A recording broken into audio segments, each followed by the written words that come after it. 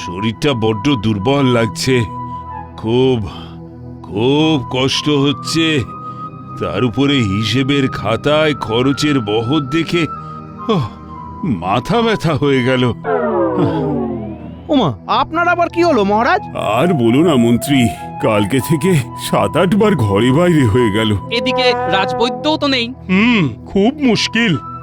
আচ্ছা পণ্ডিত, তুমি তোমার পাঁজিটা এনেছো? হ্যাঁ মহারাজ, এনেছি। একটু দাও তো। আর পাঁজি দেখে কাজ নেই মহারাজ। আগামী সপ্তাহেই ভগবান শ্রীকৃষ্ণের জন্মতিথি, জন্মাষ্টমী, তালের বড়া খাওয়ার দিন। আমার যা শরীর খারাপ, তাতে কতদূর কি করতে পারবো সেটাই তো বুঝতে পারছি না। সে না হয় ঠিক আছে, কিন্তু আপনার শরীর সুস্থ করার জন্য ওষুধ খেতে হবে তো মহারাজ। রাজবৈদ্য যে বিশেষ কাজে গিয়েছিল, সেখান থেকে আজকে রাতেই ফিরে আসবে। ওরে বাবা রে, আবার পেটটা গুড়গুড় করছে। আজ তোমাদের ছুটি। ওরে বাবা রে। ও ও ও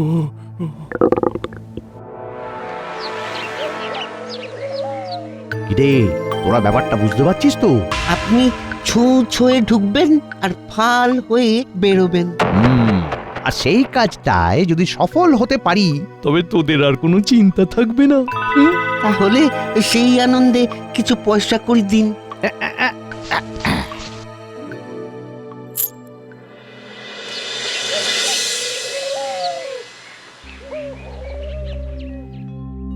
ও রানী, কি কষ্ট। আবার জ্বর চলে এলো। একই মহারাজ, আপনার পেটের সমস্যা মাথায় উঠে গেল? আর বলো না গোপাল, এই দুপুর থেকে আমার ধুম জ্বর। কই দেখি দেখি। একই মহারাজ, আপনার পুরো কপাল তো পুড়ে যাচ্ছে। গোপাল, তুমি তো বুঝতেই পারছো আমার যা শরীরের অবস্থা, এই নিয়ে তো আর রাজসভা চালানো সম্ভব নয়। হ্যাঁ, খুব মুশকিল। ঠিক আছে, আমি দেখছি অন্য কোনো কবিরাজের খোঁজ পাই কিনা। অন্য কবিরাজ এসেছিল গোপাল, কিন্তু ওনার পাঁচন খাওয়ার পর তো জ্বর চলে এলো। এ তো হিতে বিপরীত অবস্থা হয়েছে মহারাজের। একটা কথা শোনো গোপাল, আমার শরীর খারাপ বলে এবারে জন্মাষ্টমীর পুজোয় যেন কোনো খামতি না হয়। তোমরা সকল সভাসদেরা মিলেমিশে দায়িত্ব নিয়ে কাজটা করবে। রাজবৈদ্য তো আজকে রাতেই চলে আসবেন। আমি রাজবৈদ্যর বাড়িতে বলে রাখছি যেন অতি শীঘ্র রাজবাড়িতে চলে আসেন। আচ্ছা।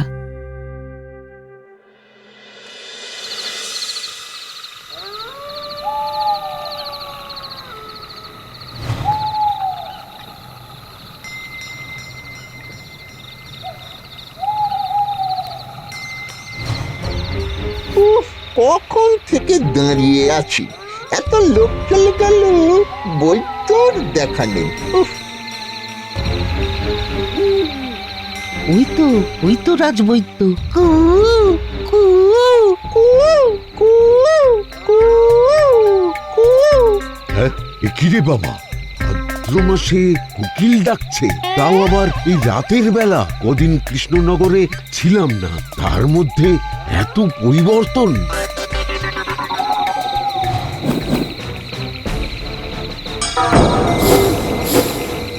এই ছাড় বলছি, ছাড়। বেশি কথা বললে একদম গাল করে দেব। ওরে বাবা রে।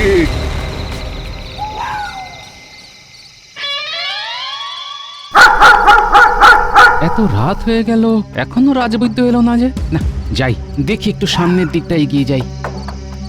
আমার মনটা তখন থেকে কেমন গেছে। এত রাত হয়ে গেল, এখনো রাজবৈদ্যর দেখা নেই। আরে আরে, এই তো দেখে মনে হচ্ছে রাজবৈদ্যর থলে। আরে, এই তো বিভিন্ন পচনের শিশি। তার মানে নিশ্চয়ই রাজবৈদ্য আশেপাশেই কোথাও একটা রয়েছেন।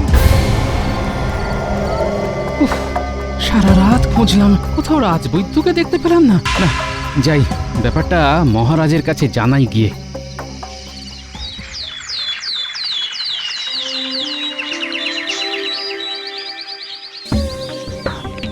মহারাজ, মহারাজ।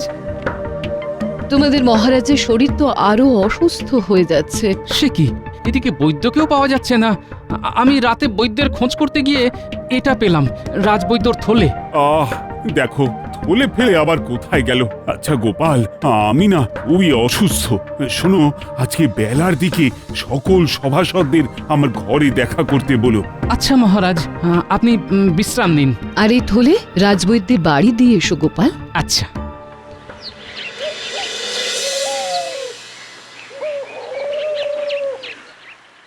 শোনো, তোমাদের উদ্দেশ্যে একটা কথা বলি। আমার শরীরের যা অবস্থা, তাতে কখন কি হয় সেটা তো আমি জানি না। ভবিষ্যতের কথা চিন্তা করে আমি যতদিন না সুস্থ হচ্ছি ততদিন আমার রাজত্বের দেখভাল মন্ত্রী করবে। এই নাও মুক্তারনামা। যথা আজ্ঞা মহারাজ, আমি নিপুণ হাতে সব বুঝে নেব। উফ, কি মজা! আমি এখন রাজা। মহারাজ, বলছিলাম যে কদিন পরেই তো জন্মাষ্টমী। রাজবাড়িতে প্রত্যেক বছরের মতো এবারেও তো পুজো হবে। ওই সেই পুজোতে কার কার কি দায়িত্ব থাকবে একটু যদি বলে দেন। গোপাল, তুমি দশকর্মার বাজার দোকান করবে, সভাকবি আলপনা দেবে, আর পণ্ডিত পুজোর বাসনপত্র সব ধুয়ে মুছে রাখবে। জ্যোতিষী আর অমাত্য তোমরা দুজনে অতিথিদের নিমন্ত্রণ করবে। সেনাপতি, তুমি গাছ থেকে তাল পেড়ে নিয়ে আসবে। আচ্ছা মহারাজ। আর বৈদ্য তো এখনো এলো না। তাহলে আর কোনো চিন্তাই থাকলো না, আমি পুরো দায়িত্ব বুঝে নেব। আপনি মহারাজ এখন নিশ্চিন্তে বিশ্রাম নিন। আমি তো এখন সাময়িক রাজা, আমি সব সামলে নেব। বাহ বাহ বাহ বাহ, সাময়িক দায়িত্ব পেয়ে যেন সাপের 5 পা দেখেছে। যেহেতু জন্মাষ্টমীর পুজোর আর বেশি দেরি নেই, তাই তোমরা আজ থেকেই কাজ শুরু করে দাও। আর আজকে সন্ধ্যেবেলার মধ্যে বাইরের কাজ মিটিয়ে আমার সাথে রাজবাড়ির ঠাকুর দালানে দেখা করো, কেমন? আচ্ছা।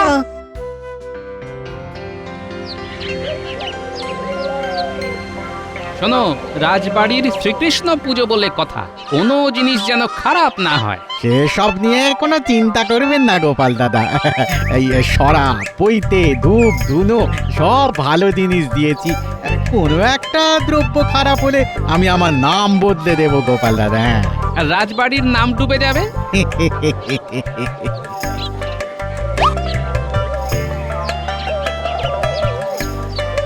ব্যাস, মোটামুটি কাছাকাছি সকল গ্রামবাসীদেরকেই নিমন্ত্রণ করা হয়ে গেল। আজকে সন্ধেবেলা মন্ত্রীমশাইকে এই তালিকা দেখিয়ে দেব।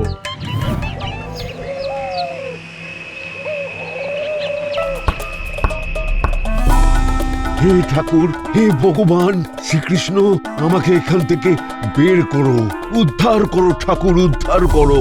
কি কুক্ষণে যে এই জঙ্গলের রাস্তা দিয়ে ফিরতে গেলাম কে জানে।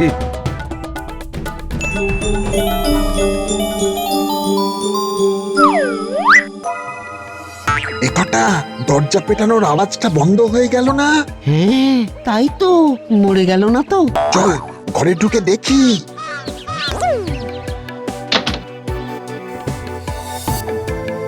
কোথায় রাজবৈদ্য, কোথায়? এই পালিয়ে গেল, ধর ধর ধর ধর। দূর দূর, ওদের দিয়ে যদি একটা কাজ ঠিক করে হয় তাহলেই হয়েছে। জলজ্যান্ত মানুষটা ঘর থেকে পালিয়ে গেল। আমরা বুঝতে পারিনি মন্ত্রী মশাই আমাদের এভাবে ধাপ্পা দিয়ে পালাবে। এবার তো মহারাজের কাছে গিয়ে সব গড় গড় করে বলে দিক, মহারাজকে ওষুধ দিক, আর আমার সব পরিকল্পনা চৌপাট হয়ে যাক। আপনি আগেই সব ভেবে নিয়েছেন। আমরা তো মুখ ঢেকেই ছিলাম। বৈদ্য সেইভাবে কিছু বুঝতে পারেনি আমরা কে বা কারা। আর এখন তো আপনি মহারাজ, মহারাজের ঘরে বৈদ্যকে ঢুকতেই দেবেন না।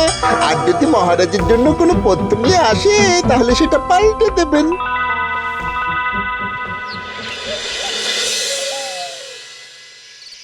যাই গিয়ে দেখি বৈদ্য ফিরল কিনা। আরে তুমি ফিরে এসেছো যে? কোথায় ছিলে তুমি? তোমার থলে তো জঙ্গলের রাস্তায় পড়েছিল। আমাকে দুজন বন্দি করে রেখে দিয়েছিল, বুদ্ধি করে পালিয়ে এসেছি। বুঝলাম, মহারাজ ভীষণ অসুস্থ, বাইরের কোনো কবিরাজ বৈদ্যের পথে কাজ হচ্ছে না। চলো চলো চলো। আমি এক্ষুনি মহারাজের সাথে দেখা করতে যাচ্ছি।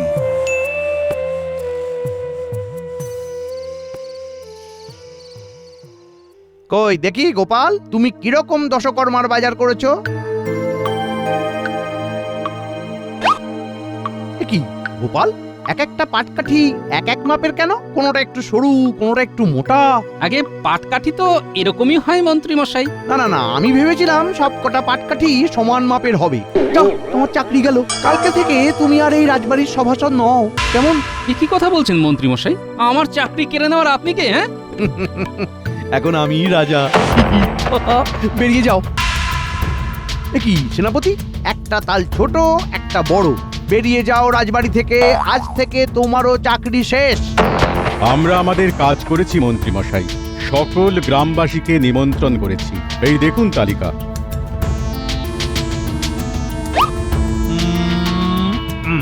সে তো বুঝলাম, কিন্তু এই তালিকায় তো আমার নাম নেই। শুধু নাম বলে না, আমি এই রাজ্যের রাজা।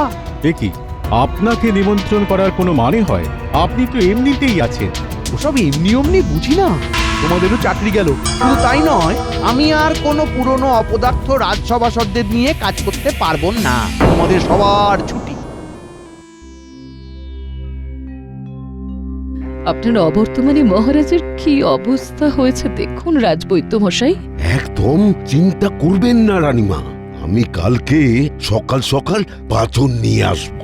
কালকে বিকালের মধ্যে সুস্থ হয়ে যাবেন। তাই তাই করো বৈদ্য, তাই করো।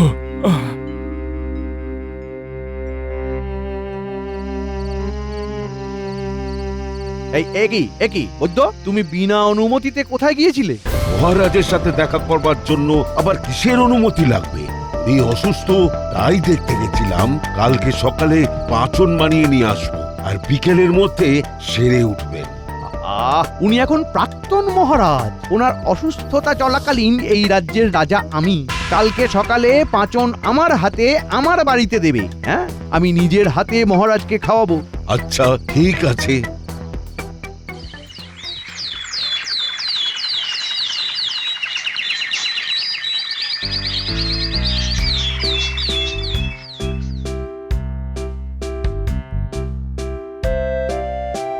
এই নিন মন্ত্রী মশাই, আমার বানানো অব্যর্থ পাঁচন। ঠিক আছে ঠিক আছে, যদি মহারাজের রোগ না সারে আমি তোমাকে রাজসভা থেকে তাড়িয়ে দেবো বৈদ্য। না না না না না, সারবে সারবে। বেশ, তুমি এখন এসো। এইবার পাঁচনটা বদলে ফেলতে হবে। মহারাজকে সুস্থ হতে দেওয়া যাবে না। যতদিন অসুস্থ ততদিনই আমি রাজা।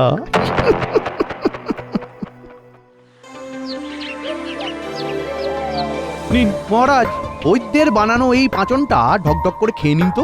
আসুন। আচ্ছা আচ্ছা,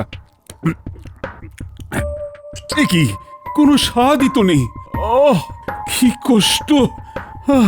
বৈদ্য যেমন বানিয়েছেন তেমনই তো স্বাদ হবে। চললাম মহারাজ, বিকেলে আসছি। বৈদ্য মশাই, আপনার পাচনে মহারাজ সুস্থ হবেন তো? নিশ্চয়ই হবে। এর আগেও আমার এই পাচনে সুস্থ হয়ে উঠেছেন, এবারেও হবেন। মহারাজের জ্বরটা একবার গা থেকে নামলেই সুস্থ হয়ে উঠবেন। জন্মাষ্টমীর আগে মহারাজের সুস্থ হয়ে ওঠা খুব দরকার। মন্ত্রীমশাই ক্ষমতা পেয়ে আমাদের সবার চাকরি খেয়েছেন। এবার আমার দেওয়া পাচনে মহারাজ সুস্থ না হলে আমার চাকরিও খাবেন। তুমি নিজে হাতে মহারাজকে পাচন দিয়ে এসেছো তো? তাহলে তো ভালোই হতো। মন্ত্রী ওনার বাড়িতে নিলেন, বললেন উনি খাওয়াবেন। আমার রাজবাড়িতে ওনার অনুমতি ছাড়া প্রবেশ নিষেধ। কি যে শুরু করেছেন। চলো, বিকেলে আমরা রাজবাড়িতে একবার খোঁজ নিতে যাব। চলো। বেশ।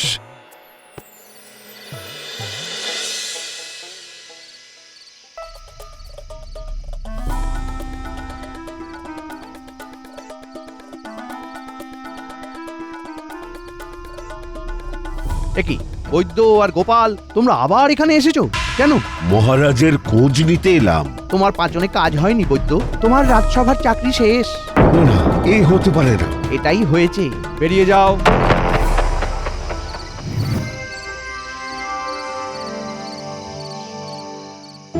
আমি নিশ্চিত, হ্যাঁ আমি নিশ্চিত মন্ত্রী মশাই ওই পাঁচন মহারাজকে দেননি। নইলে মহারাজ সুস্থ হতে বাধ্য। আমরা রাজবাড়িতে ঢুকতে পারবো না, এদিকে পাঁচনও খাওয়াতে হবে। একটা একটা উপায় ভাবতে হবে, বুঝলে, কি করে পাঁচন খাওয়ানো যায়। এই পাচন অব্যর্থ পাচন, এক ফোঁটা খেলেও মহারাজ সুস্থ হবেন। কোনো খাবারে মেশাতেও হবে না, পাঁচন মহারাজ নিজে হাতে খাবেন। এর জন্য চাই একটা বই আর একজন লেখক। লেখক তো আমাদের কবি আছে। শোনো, তুমি তোমার জড়িবুটি গুঁড়ো করে আমার কাছে নিয়ে এসো, আমি কবির সাথে কথা বলে বাকি ব্যবস্থা করছি। আচ্ছা,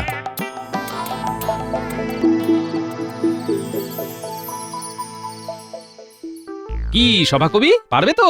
নিশ্চয়ই পারবো। মহারাজের সাথে সাথে আমাদের জীবন মরণ এতে লুকিয়ে। ভগবান শ্রীকৃষ্ণের জন্মতিথি আসার আগে মহারাজকে সুস্থ করতেই হবে।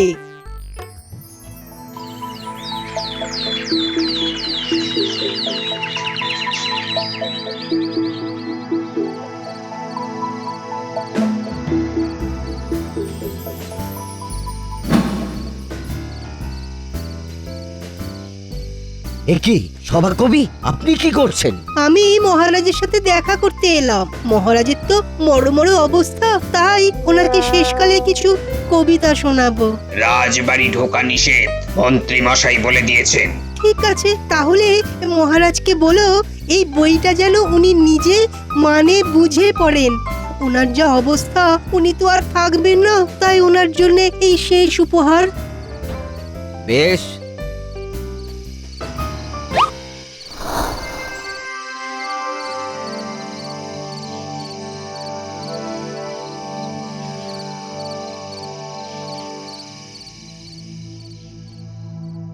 কবি ভালোই করেছে, এমনিতেই তো এই কষ্টে চোখে ঘুম আসছে না। দাও দাও বইটা পড়ি।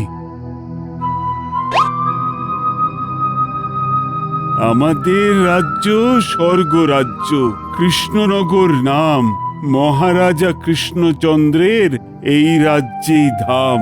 বাহ বাহ বাহ, কি সুন্দর কবিতা লিখেছে। হ্যাঁ,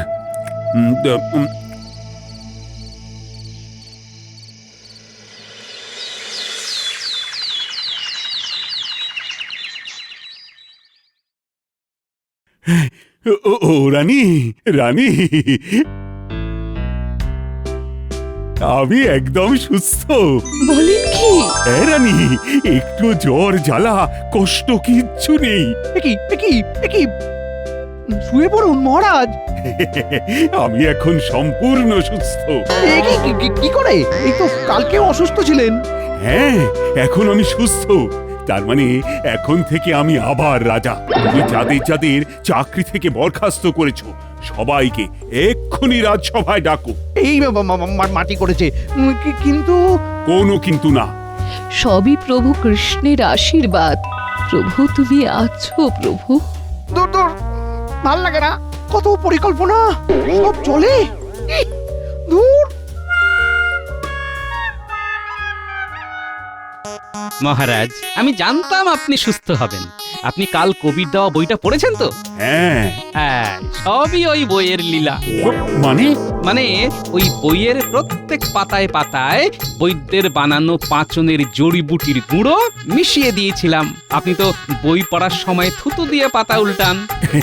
এটা আমার একটা মুদ্রা দোষ। ওই দোষী গুম হয়ে গেছে মহারাজ।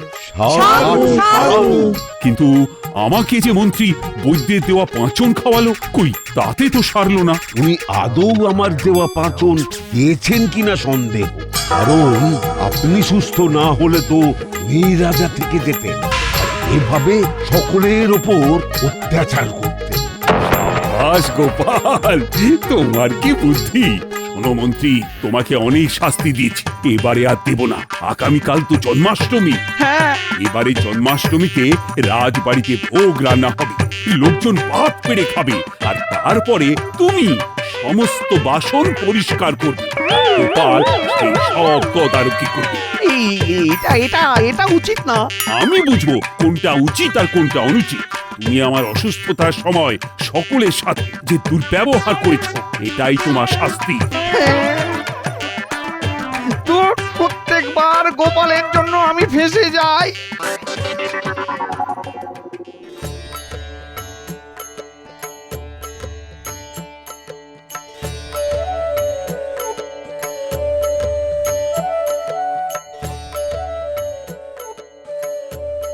জোর হাত করে বলুন, জয় শ্রীকৃষ্ণ। হে কৃষ্ণ করুণা সিন্ধু, তুমি সকলের কল্যাণ করো, অধর্মের বিনাশ করো। জয় জয় শ্রীকৃষ্ণ। হে কৃষ্ণ, করুণা সিন্ধু, সকলের কল্যাণ করো, অধর্মের বিনাশ করো।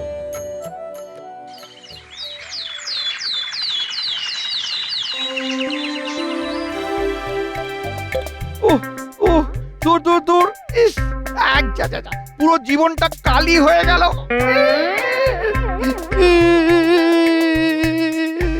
দেখলেন তো, সবই গোপালের লীলা। ঈশ্বর হোক বা মানুষ, হ্যাঁ